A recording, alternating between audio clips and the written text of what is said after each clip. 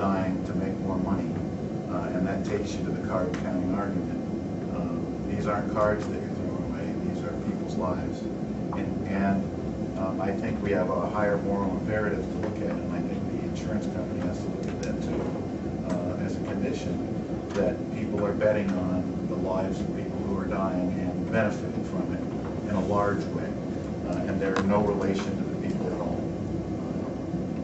How can you, I guess, talk about that moral imperative? Is the value of human life an issue?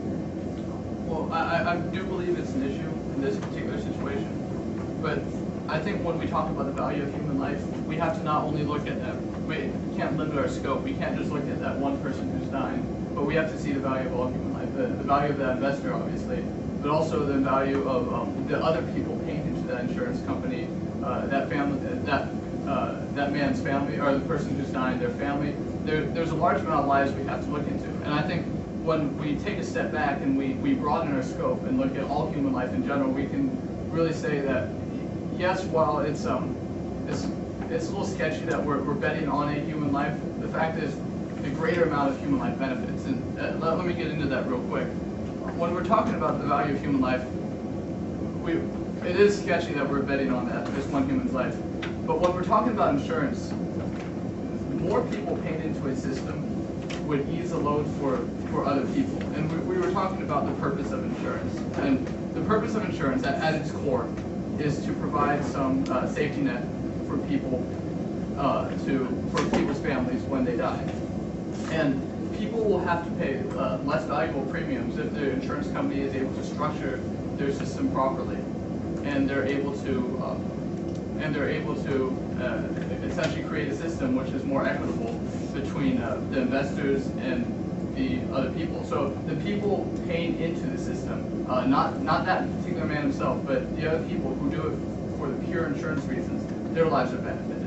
And then also this man's life is benefited because he's getting, in the situation the case brought up, $10,000. In other situations, hundreds of $1,000s that he otherwise would not have received, regardless of whether he was dying or not. And so while it is sad that this person's dying, overall we're benefiting the quality of human life.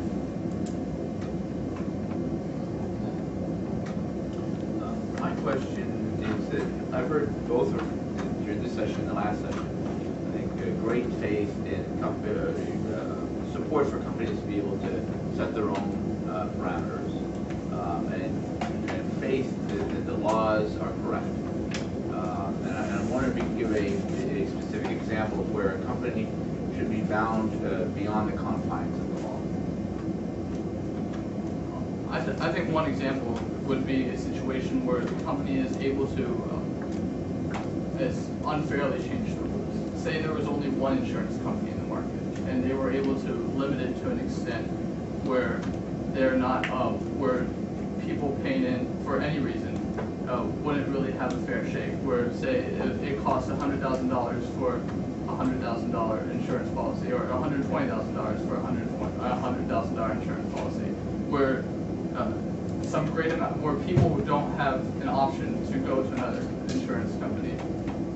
I think that's the point where there needs to be outside laws or outside forces that step in to regulate that market. But in this particular situation, where people do have the option to change from insurance company to insurance company, where the people as well as the insurance companies set what the market is, I believe this isn't such a situation where such regulation is necessary.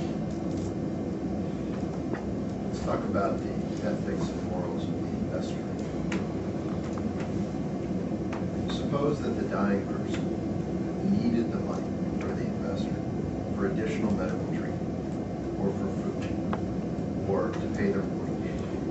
Is it ethically or morally permissible for the investor to condition giving the money to the dying person on the investor being named the beneficiary of an insurance policy? I would say absolutely not. And I think that situation goes to the fact that the reason we found it acceptable in the situation we outlined in our case was because the person entering that agreement entered fully cognizant. They were fully aware of the agreement they are entering into. And cognizant doesn't only mean that you're aware of that agreement, but that you're under no enticement, that you're not being extorted to enter that agreement. And we would feel feel that would be morally wrong in such in a situation such as that, because that person, that sick person is now, it's now no longer a free choice. It's now no longer an option for that sick person. It's now a necessity for that person. And it goes from a situation where everyone's cognizant and aware and consenting to a situation where that sick person isn't consenting at all. They're more being forced into such a situation. How does the investor know the reason for the person accepting the money? How does the investor know that the person is doing this for medical insurance? And what is the